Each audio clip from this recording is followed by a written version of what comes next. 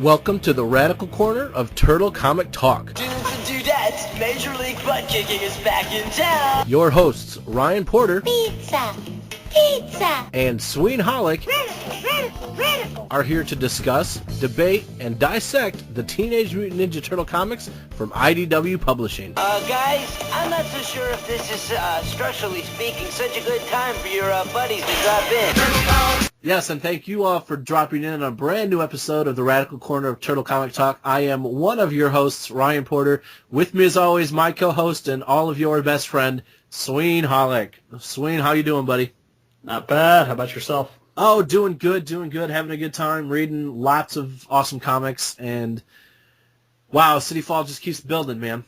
Yes, it does.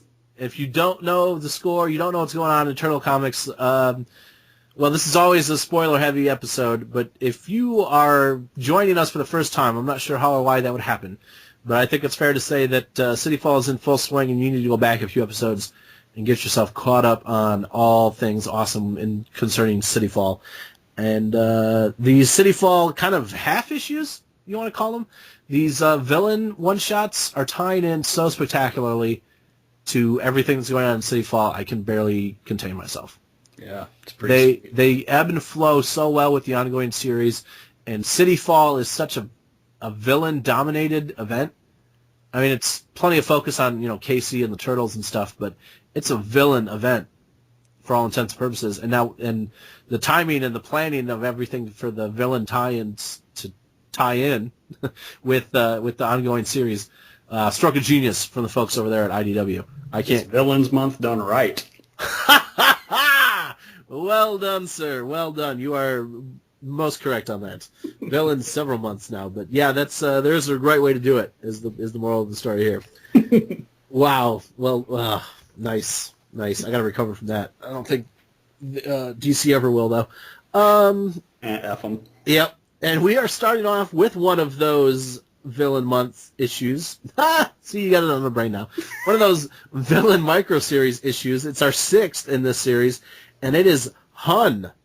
Hun is written by Mike Costa and Ben Epstein, art by Mike Henderson, and colors Ian Herring, letters by Sean Lee, editor Bobby Curnow. And this is appropriate because this is the team behind the Casey Jones Heroes one-shot. And if you're wondering why it's appropriate, Suine, what did we learn at the end of the last issue, or issue, was it 25 of the ongoing? Who is Casey's daddy? Hun is Casey's daddy. And that was very surprising. We speculated a little bit. I got way too into it. You pretty much were like, nope, it's exactly what it appears to be. And I tried to get all philosophical on it. Occam's razor. Yes, I hear hoof prints and think zebra, so it's fine. And but this was pretty straightforward. Hun was this ruthless, feared leader of the Purple Dragons, and with a kid came responsibilities and a new life, and that kid, of course, being Casey. And then, of course, we all know, well, again, if you're joining us for the first time, you don't know, but anybody who's been reading this series from the beginning, you know that Casey's mother passed away, and Casey's dad took it very, very hard and started drinking and started beating on Casey, and it just all went horribly, horribly bad. And in the events of City Fall, actually our first issue of City Fall, Casey gets stabbed by Shredder quite viciously and has been laid up in the hospital. And Casey's dad finally comes to visit his son and overhears Angel and April talking about what a loser he is and how she shouldn't bother coming anyway. He can't believe he's here, but at the same time, he shouldn't even bother showing up. And it's about that time he starts to lose it, and that's when we get our great Hun tease, I guess you want to call it, Suine? Yep. And he rips you yes. see the tattoo on his back. Yes, and that was when we knew that something kind of crazy was going on. And the Hun micro-series opens with, what is his name? It's not Hey Hun. Arnold! Did you get the Hey Arnold song in your head? No, I guess if they had said Hey Arnold instead of Hi Arnold, I would have. Yeah, wow. but that's what I heard was Hey Arnold. Hey, I'm Arnold and I'm an alcoholic, and the whole group, Hi Arnold. And now I do have Hey Arnold stuck in my head. So move it, football head. Stoop kids are afraid to leave the stoop. And him telling the story of basically everything I just told you. He's telling the AA group. And I guess we don't technically know it's AA, but that's all right. For all intents and purposes, it is. It is indeed. And telling the story of when he left the hospital, went to a bar, and that was when he decided to turn it all around. He didn't take that drink. And as he's leaving, he runs into Leonardo. Now, this is obviously, as we've been referring to him, Dark Leonardo has been turned by the Foot Clan, and they offer him a kind of a second chance. Leo beats the crap out of him, takes him in, and even says, I can't believe you used to be Hun, which we did assume that Shredder told Leo about Hun, but at the same time, how would Shredder know who Hun was? Where did Leo learn about Hun is my question. I don't think that exactly got verified, but I'm guessing if Shredder knows enough about the purple dragons or something, maybe. Right, I guess he does know enough to bring him in and convince him to go back to his old ways. Yeah. So I guess it's implied more than it's probably just implied. But when I first read it, I was like, well, how does Leo know that? And in case he doesn't, because if the Turtles knew, then Casey would have told them, or Casey has no idea. From what I gather in this issue, but we'll get there eventually. And basically offers to, I can make you who you used to be, basically. And I love Shredder's callousness. I'm like, I heard what happened to your son. It's terrible. He got stabbed. Yeah. Oh, wait, who was it that did that outright? It was Shredder who did that. And Shredder's like, what he don't know. What are you going to do? People get stabbed every day. Basically, he's offering him a chance to reclaim his former glory, to run the Purple Dragons again. Just don't forget who you work for. And mutagen, apparently, this is news to me, that mutagen can just be used to make him big and strong, if taken without exposure to an animal, apparently. Well, I guess that's possible. It doesn't really explain. All it says is, I see the frame where Shredder says, him it transformed, you it will simply enhance. So right, because he puts it together and maybe they've compounded it or something. And because Arnold puts it together that's the stuff that basically made the Turtles the Turtles. Yeah. And Shredder reassures him that it won't do anything, but maybe it will eventually. I don't know. There I go again. Rampant speculation. And this whole time, after this scene, we start getting back and forth with the AA meeting. Mm-hmm. And I just love the contrast between what he's saying and what's actually being done. Just like that, I got a job. Yep, and I got back in shape, and we see him shooting himself up with the mutagen. And I spruced myself up, and he's bleaching his hair to the blonde Hun look we all know.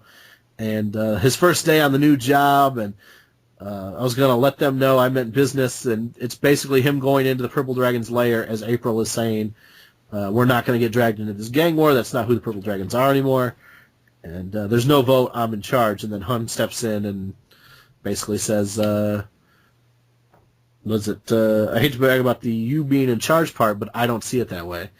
And the Alcoholics Anonymous narration is, see, this was my first day back at work. Had to make it look like I knew what I was doing. And I just, again, he's not lying, but it's a very different contrast. And I love that Costa and Epstein pulled that off so spectacularly. Again, nothing we haven't seen in comic books before, but when it's done right, it's very enjoyable, as it was here.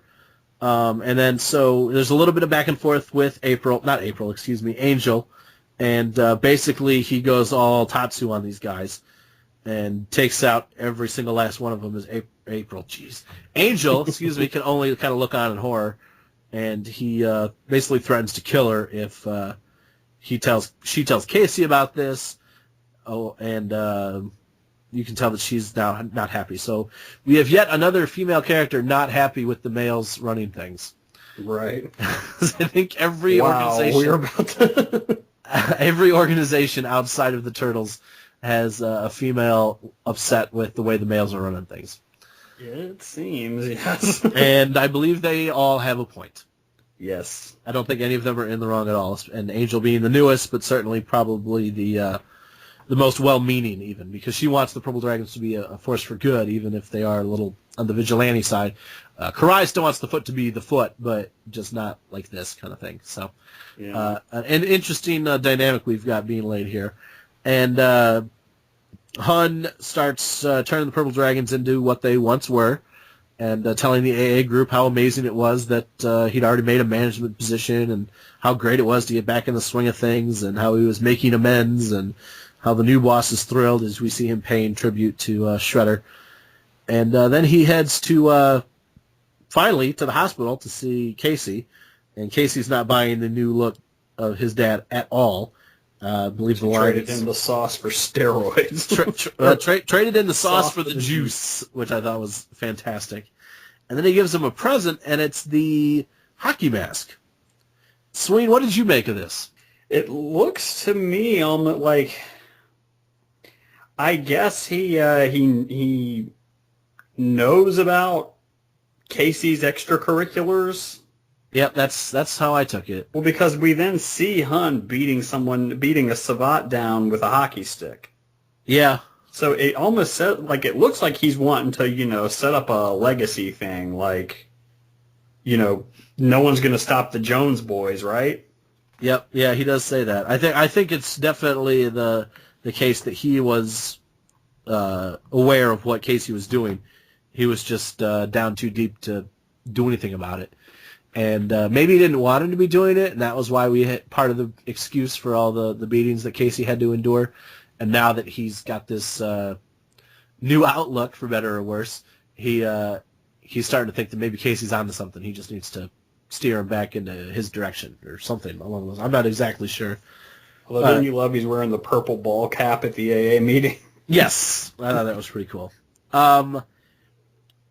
By and large, though, aside from I love the storytelling aspect, and again the contrast of the AA meeting versus the Purple Dragons, what was really going on versus what was being said, I thought that was terrific. This doesn't do anything to really make me like Casey's dad. I'll let you get in here in just a second, but I didn't watch 2003 on a regular basis. I kind of came and went with it. It was when it was convenient for me to watch it. It was on when I was in college, so I wasn't watching a whole lot of cartoons on Saturday mornings because I was recovering from Friday nights. And it wasn't something I watched on a regular basis. So Hun is not a character. And has he existed before that cartoon, Suine? He first showed up in that cartoon. He later made I think an appearance in the Mirage comics. Okay. Yeah. But so I think it was just a one-off thing. Right. Not a character I'm incredibly familiar with. Really don't like Casey's dad. I still really don't like Casey's dad. And granted, I'm supposed to not like him. Mm-hmm. And full confession, if I haven't said it on this podcast already, I find Casey Jones to be terribly uninteresting. I've never been appealed to the character at all, aside from the feature film. I do enjoy him there, but he's older, and there's a whole different dynamic going on.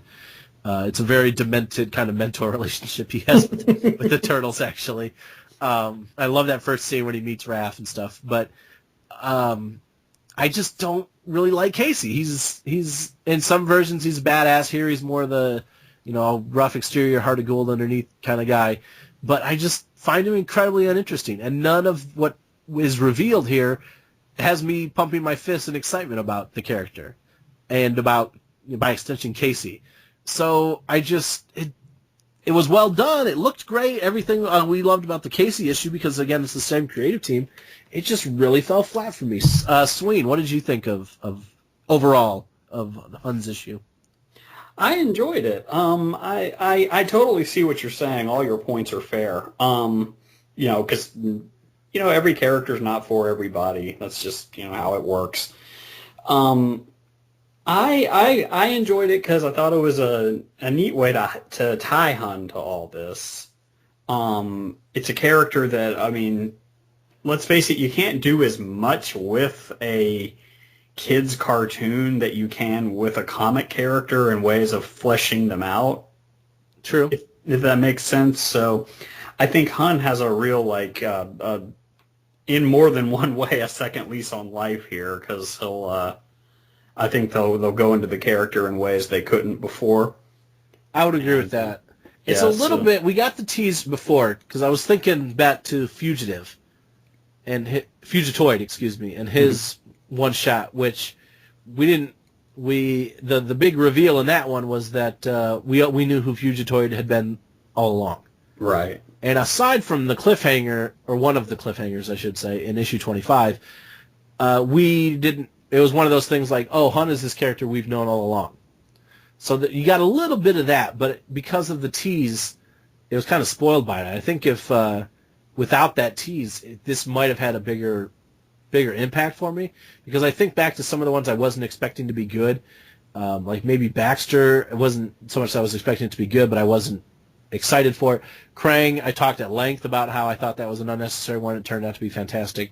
Fugitoid would be one where I wasn't too keen going in because we'd never seen this guy before, and then they bring it back to the continuity with that great reveal. Right. So I think the cliffhanger in 25 really hurt this for me, because I think it would have been a lot more exciting to find out in the course of this issue who Han was.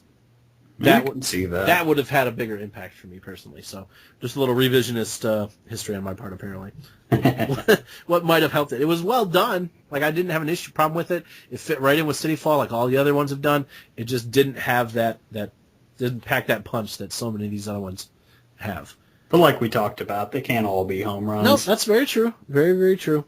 But there were plenty of punches packed in issue 26 of the ongoing series, which was part 5 of City Fall? Part 5 of City Fall. 5. Written, story by Kevin Eastman, Bobby Curnow, and Tom Waltz. Script by Tom Waltz. Art by Matteo Santaluco and Charles Paul Wilson III on pages 1 and 2. We'll get into that in just a second. Colors, Rhonda Patterson. Letters, Sean Lee. Editor, Bobby Curnow. And this picks up, right in the middle of City Fall, obviously. And we start with a dream sequence. We find out it's a meditation sequence, and that's why we have a different artist. Now, for those of you who don't know, Charles Paul Wilson III, by name, he is the creator and the man behind the Stuff of Legend, which if you're not familiar with Stuff of Legend, I would definitely recommend you rectify that immediately. Yep, I got the hardcover volume from this guy I know named Ryan for Christmas one year. You sure did. Because I knew, yes, I was going to say it's toys and it's comics and it's fantasy and fun, and I knew Suine would love it. So it's a great series, and his artwork is fantastic. It's a little bit like it is here, but not really at all like it is here either. Like, just to look at it, I wouldn't have recognized it, but I really appreciate when a second artist comes in and does the dream sequence, or in this case, a meditation sequence. Yeah. And I suppose it would be helpful at some point to say what the meditation sequence was. And it was actually Leonardo, as a turtle, having a conversation with Tang Shin. Loved this. Absolutely loved this. It's basically kind of a showcase for Leo's inner turmoil and what he is fighting against, because somewhere deep down, Kitsune's magic has not quite done its job.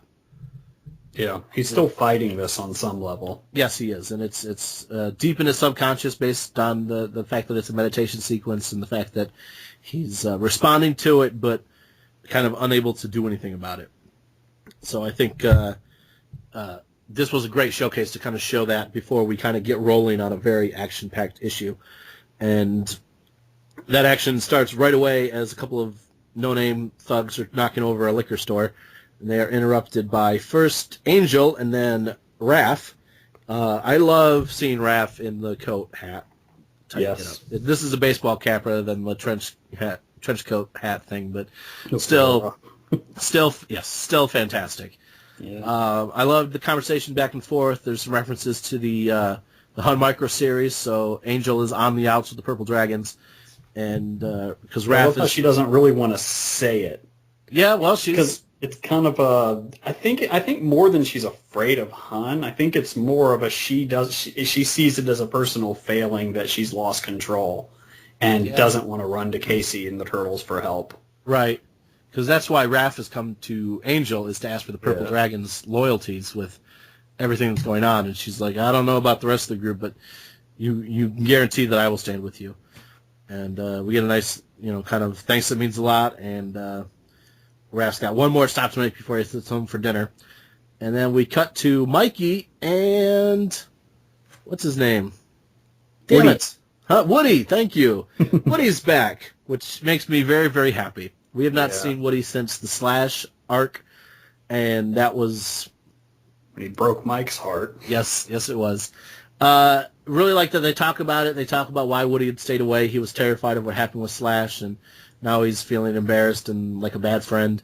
And Mikey lets him know that it's cool, and that stuff with Slash was spooky, and it's all good now. So don't worry about it. Now we've talked a lot about Mateus's artwork in this series so far, and in Secret History Full Climb before that, and we'll certainly talk about it again before this issue is over. For all of the big epic things he does so well, his emotions, especially on the turtles' faces, which can't be easy to do, is so dead on. This conversation between Mike and Woody could be boring or, not something terribly interesting for an artist to draw, but Mikey's emotions through this whole conversation are amazing. I absolutely love it, and especially right up to the kind of confused, curious expression. That's the last panel of the page. Mateus does the action sequences so well. He does the cityscapes so well, which both of those we'll be talking about before too long. But even in the smaller moments, Mateus's artwork is just gorgeous. Indeed. Absolutely in love with it. And Woody actually has a little bit of information for Mikey in terms of things he's overheard while delivering pizzas, and the fact that there are places he doesn't like to deliver pizzas, and that kind of has Mikey on the trail. And then we cut to, quite randomly, but I was very excited, to Don and April. And Donnie is going back to call on an old friend, Harold, who we met in the Donnie one-shot so long ago. Harold, you might remember, was kind of this mad scientist-type inventor. He had all sorts of crazy gizmos and gadgets. And at one time, I say we, but it was probably me, speculated that he might be kind of our new Fly type character. He had the lab coat and he had all the crazy experiments. Not a terrible stretch, I didn't think, at least, for him to become truce. Yes. To become a new Fly type character, but that is not the case. He's still good old Harold, and by good old Harold I mean miserable crankshaft Harold. And some great back and forth. Donnie needs gadgets and tech to help them in this whole City Fall event, which obviously the characters don't refer to it as City Fall, but the Turtles need a lot of help, and that includes tech gadgets, in Donnie's opinion. Kind of lost my way here. I was a little surprised, Suine. I don't know what your thoughts was, that Harold was so willing to help them. Did that catch you by surprise? There wasn't more back and forth, more debate, more bargaining? I guess I didn't look at that too carefully, but retroactively, I'm not that surprised because he's keeping his gruff demeanor about it. Like, he definitely I think for him, it's more about keeping up the gruff demeanor than whether or not he's helping them, because it's kind of of course I'll help you, but I'm not going to be nice about it. Right. I'm going to be condescending about it. Well, God, you're obtruse. He does tell them that he's not tested any of this, and that anything bad that happens is on Donnie and not on him. So maybe he just sees this as he's finally going to have a chance to field test all this stuff. Talked a second ago about Mateus's artwork, and I warned you that we'd be doing it again. This panel of these two helicopters flying across the city is insanely gorgeous. Yes. Like, the focal point of the building is there because of the word balloon coming out of it. So you know that building is important. But without that word balloon, that building would still be important because of the way Mateus put this image together. And I can't show you all this on an audio podcast, obviously, but if you have the issue, definitely go check this. It's the top half of this page, and it's freaking gorgeous. Now, at the top of this building is the... Suine, how do we pronounce these guys again? Savate. Savate, because we got that wrong if you were here last time. Was it last time? I've been pronouncing it wrong for a good long while. And I've been pronouncing it wrong, but differently. So we were all kinds of wrong. Two wrongs make a right. They do if you end up with Savate. So, there you go. There we go. And then they're kind of just scheming about how they fit into this whole turf war, this gang war that's going on in the city. And our leader, Victor, yes, Victor, is basically saying we're gonna hit them where they least suspect that they'll never see us coming. Remember those helicopters? Yeah, they were carrying a bunch of Foot and Shredder and Leo, and turns out the ones didn't see the ones coming where the Savate didn't see the Foot coming. They come crashing through the window quite spectacularly. Again, let us gush about Mateus's artwork. The sound effect of them crashing through the glass is spelled out with the broken glass. That's incredibly clever. It's awesome. We've seen guys like Frank Quietly do this, or Francis Menopal. Love it when artists do this kind of thing, and it's pulled off spectacularly here. And we get a very awesome fight. Victor kind of turns tail and runs. Actually, he's holding his own for a little while at least. And then Leo is telling Karai that they've infiltrated, stand by until I give the order to join the attack, which she says, okay, and then proceeds to immediately attack. And Alopex is like, he said to wait, and she's like, I don't care. Less talking Alopex, more fighting. So we've got this spectacular fight going on in the top level penthouse and in the lobby of the Savate building. Here's Victor running away, finally. And again, these action scenes are just kind of got an anime style to it. I love the tall, skinny panel here of Alopex fighting her Savate guy, Karai fighting her Savate guy, and the background is blurred. Karai's kind of in the foreground, Alopex in the background. Ugh. Even in a skinny little panel like that, Mateus is blowing it away. Then we cut dramatically in terms of action and the madcap pace, but certainly no less awesome. We cut to Slash, Hob, and Splinter outside StockGen. And we're finally going to find out what this favor that Old Hob wanted Splinter to do. Old Hob says, I need a mutant army, and if I'm going to have mutants, I'm going to need mutagen, and in there is where they have all of it.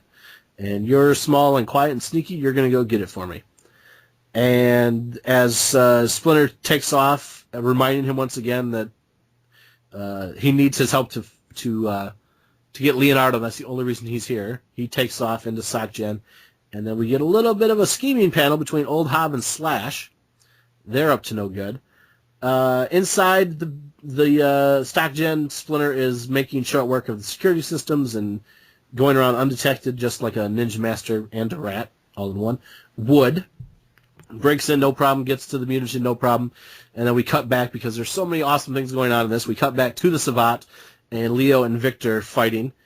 And 2 pages of very, very intense combat between the two of them. And at the end of it, Shredder takes back his hand. Well, not his hand. But the payback for the hand was fantastic, because what happened in the last issue, Suine?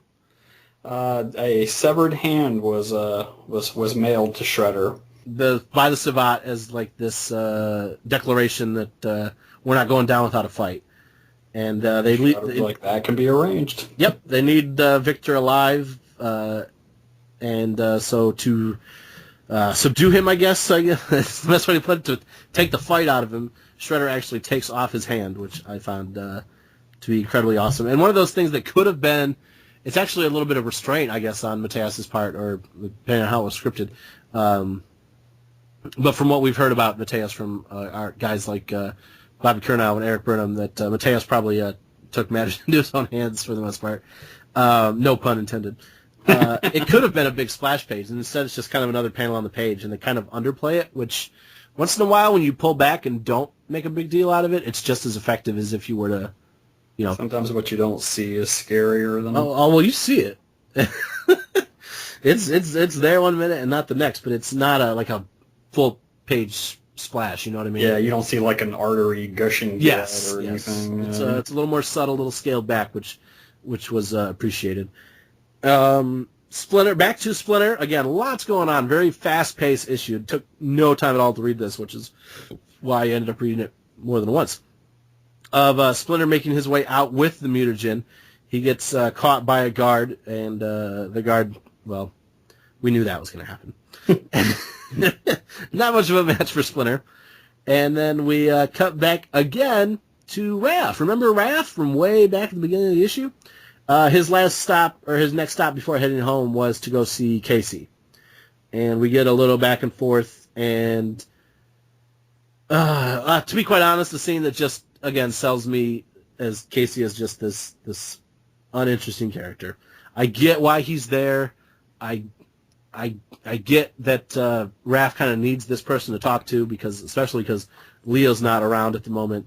I get it. It just, I don't know. It just, one of the Turtles should be doing this. You know what I mean? I just don't. Well, in my opinion, but I'm sure that everybody's already stopped listening because I said I didn't like Casey Jones. No. I think your points are fair, and I say this as a Casey fan. I mean, he's not like my favorite or anything, but I like Casey. But yeah, your points are fair.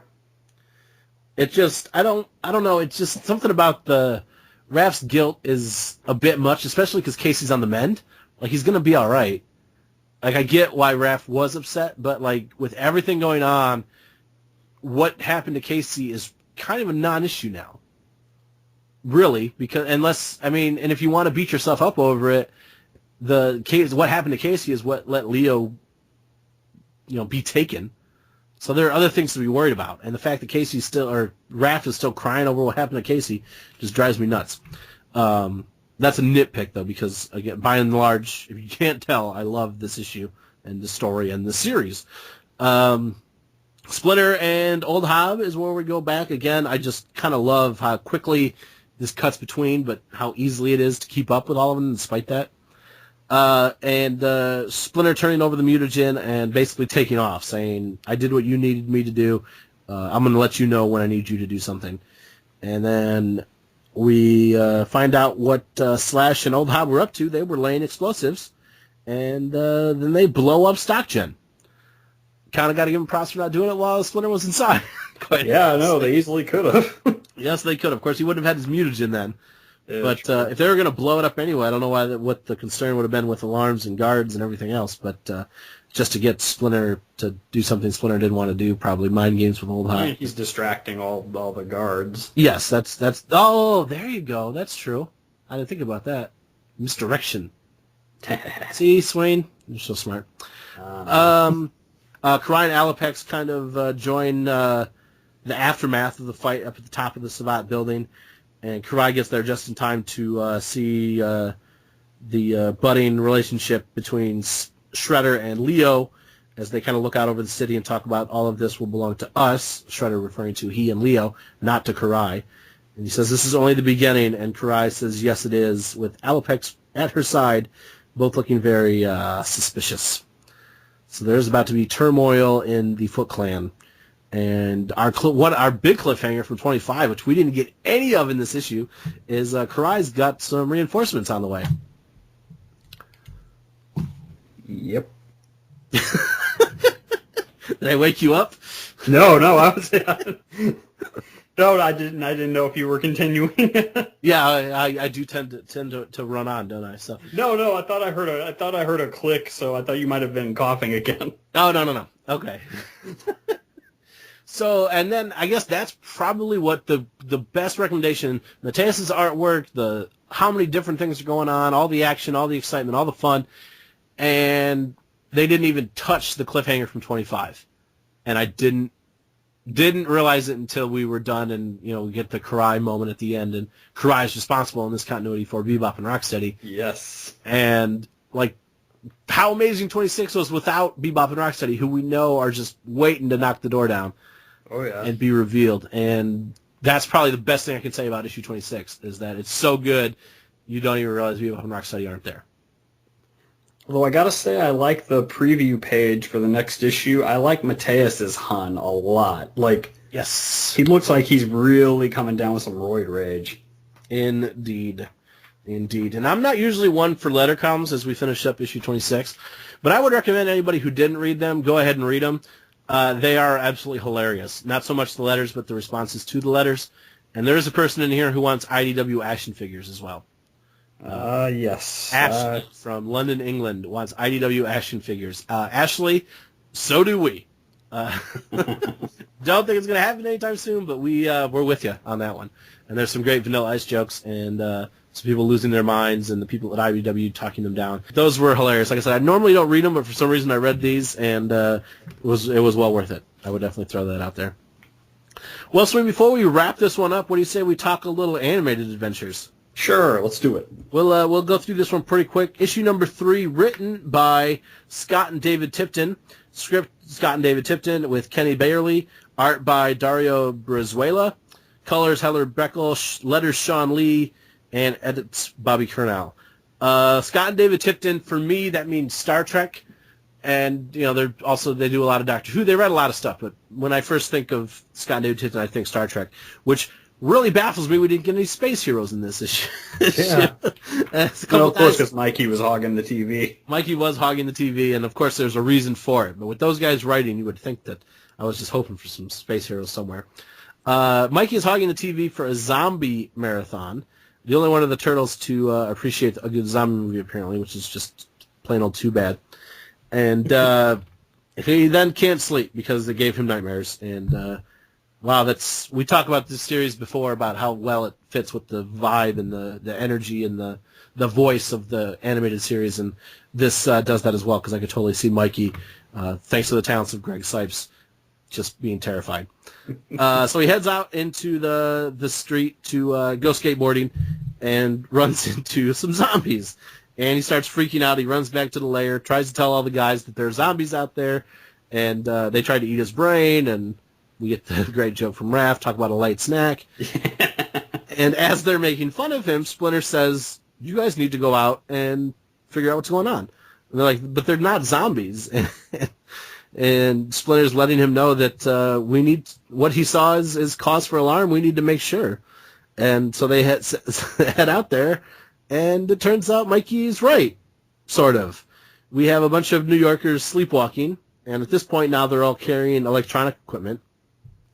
So they start to follow them back to the Sleep Research Center, where the Krang have showed up. And is this where we get the Krang joke? Oh, no. The guys made a great Krang speak joke, but I don't think it was at this point yet. I think we're a little ways away from that still. The Krang speak is just as hilarious, by the way, when it's written as when it's written. Oh, yeah. And so they're starting to figure out what's going on and then what the Krang deal is, and they're basically feeding this giant machine so they can amplify whatever it is they're making them sleepwalk and sleep slaves. They want to amplify it so it takes over the whole city. So Mikey is completely vindicated, and of course he's trying to fight them as zombies, and they're just sleepwalking, human beings, which I thought was hilarious, that he was all excited that he was the zombie expert, and then he realized that they can't just bash him in the head. I'm totally distracted now because there was this great Krang speak joke, and now I can't find it. But most of this is just a giant battle and back and forth with fighting against the humans without hurting them. All right, here we go. Because they've been able to do all this by basically kidnapping and enslaving the lead scientist at the Sleep Research Center, and they're about to terminate her because her usefulness has come to an end. And they're saying it in Krang speak, so she's like, I don't know what you're saying. And it's this panel, it cracked me up so much. Krang does not know how Krang can say what Krang has said in any way that is clearer than Krang has already said it. I was rolling. I thought that was outstanding. I just love this whole Krang speech. And then there's at the end when the turtles are, of course, ever triumphant. There's this is, damn it, now I can't find that line. There it is. This is that which is known as not good. Which I thought was funny too. So the Tiptons didn't take that long to catch on to the Krang speak being awesome. And just again, another fun, very, of course it's very animated style. It makes me feel like an idiot to say that because that's exactly what it's supposed to be.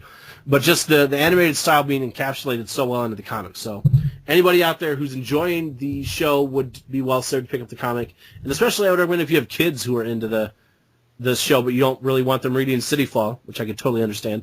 You can definitely give them New Animated Adventures, and they will love it. So, Suine, that's going to wrap up another trip into the sewer for Radical Corner of Turtle Comic Talk. It's been a blast. It's always a blast, and I think we're finally getting some Bebop and Rocksteady next time around, because it's going to be their villain one-shot. Yep. And if the pattern holds true, that will also mean they'll probably be in issue 27, along with Crazy Eyes Hun. And City Fall, we got 2 issues of City Fall left? I think so. They said 7, right? 7, yeah, and this was 5. So we've got 2 issues left. It's about to hit the fan, I think. Yes, indeed. The penultimate one's next. Penultimate. I love that word, by the way. The penultimate issue of City Fall. Jim Hellwig would have been 50 times a better wrestler if he were the penultimate warrior. Take it to the bank. The second to last warrior. Yes. Yeah. Yeah. And then Daniel Day-Lewis should have been in the penultimate Mohican. There you go. Wow. All right. Well, let's wrap this one up before it gets away from us any more than it already has. Suine, you are on YouTube at houseofhallock.com, which might sound confusing, but houseofhallock.com is what takes people to your YouTube channel. Yep. Where they can find all sorts of stuff, including what? Well, I'm a little behind at the moment, but toy reviews and silly cat videos. That's, what the internet was invented for anyway. Are we doing anything fun for October and Halloween at House of Hallock? No gimmicks this year that I've come up with yet. Okay. Gotcha. So I won't say no, but I haven't planned it yet. Well, that's my segue to let you know we are definitely celebrating Halloween in full force at Positively Nerdy. Comic reviews will be, still comic reviews unless there's a Halloween issue in them somewhere. But Ryan and Leah at the movies, Comics with Ketchup, top 5 lists, everything you find over at Positively Nerdy is definitely going to have a Halloween/horror theme to it all month long.